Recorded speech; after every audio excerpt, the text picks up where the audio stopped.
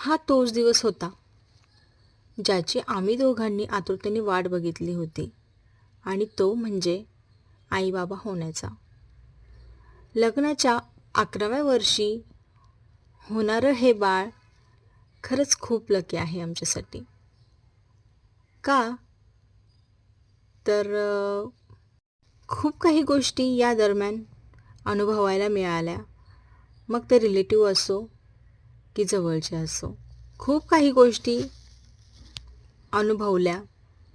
खूप लोकांचे फेसेस बघितले, खूप लोकांची काळजी देखील बघितली, आणि खूप लोकांचे इरिटेशन्स देखील बघितले.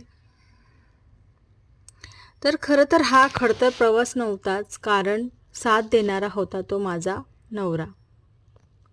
नवऱ्याने अगदी त्याचं कर्तव्य बजावून पार पाडलेलं. मी तर म्हणते असा नवरा ना सगळ्यांना मिळो.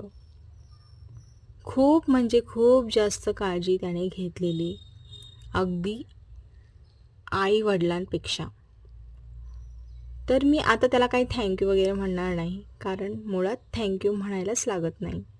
कारण हे कर्तव्य दोघांचंही असतं, दोघांनीही छान पद्धतीने पार पाडायचं असतं, एकमेकांना सांभाळून घ्यायचं असतं.